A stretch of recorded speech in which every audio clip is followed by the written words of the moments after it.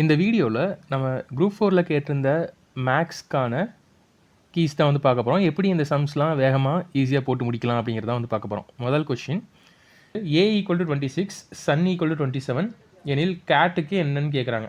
சரியா? அதாவது ஏ வந்துட்டு எப்படின்னா ரிவர்ஸ் ஆர்டரில் ஏக்கு நம்பர் போட்டிருக்காங்க. ஏக்கு 26, பிக்கு 25, அப்போ இசட்டுக்கு வந்து 1 வரும் அந்த மாதிரி. அப்போ எஸ்ஸுக்கு வந்துட்டு என்ன நம்பர் வரும்னா 8, யூக்கு வந்து 6, என்னுக்கு வந்து 13ன்னு வருது. இதை இப்போ லெஸ் பண்ணோம்னா 27 வரும். அடுத்ததா இது சிக்கு வந்து பார்த்தீங்கன்னா 24 வரும், ஏக்கு 26, டிக்கு வந்து 7. இது எல்லாத்தையும் ப்ளஸ் பண்ணோம்னா 57 வந்து வரும். ஆன்சர் வந்து 57. இப்போ இந்த கொஷின் வந்து பார்த்தீங்கன்னா A not equal to B என கொடுக்கப்பட்டிருந்தால் பின்வருவனவற்றில் எது சரி? சரியா? So B is not equal to ஏ.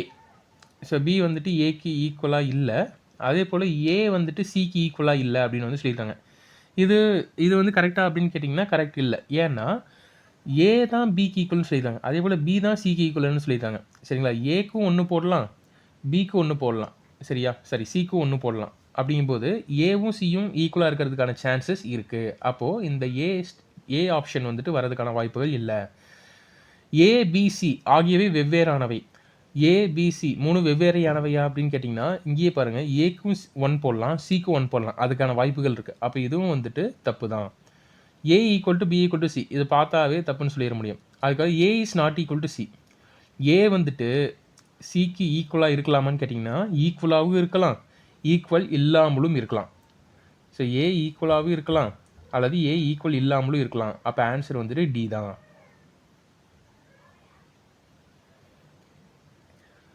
ஆண்டுக்கு 4% கூட்டு வட்டியில் 6 வருடங்களில் ஏக்கு கிடைக்கும் தொகையானது 8 வருடங்களில் பியின் தொகைக்கு சமமாக இருக்கும் எனில் ரூபாய் 2608 ஏ மற்றும் பியின் பங்குகள் என்ன? அதாவது 2602ன்ட்டு ஒரு வேல்யூ இருக்குது.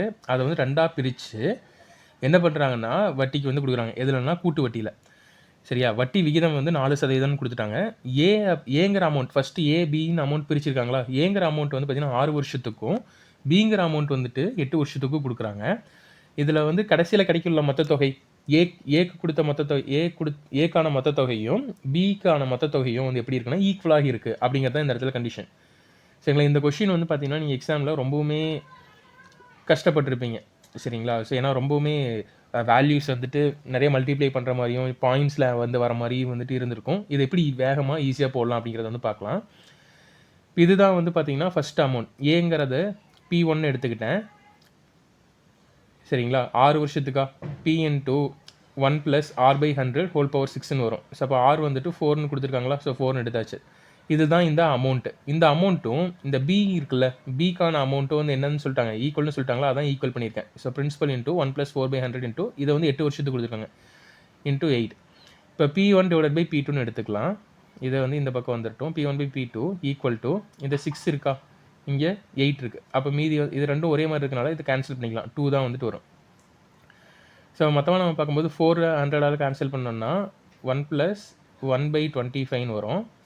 அப்போ அதை தான் என்ன பண்ணியிருக்குன்னா 25 + 1 25 இன்ட்டு 1 + 1 26/25 ஹோல் ஸ்கொயர். இப்போ இதுக்கான வேல்யூ 676,625 அப்படின்னு வந்து வருது. சரியா?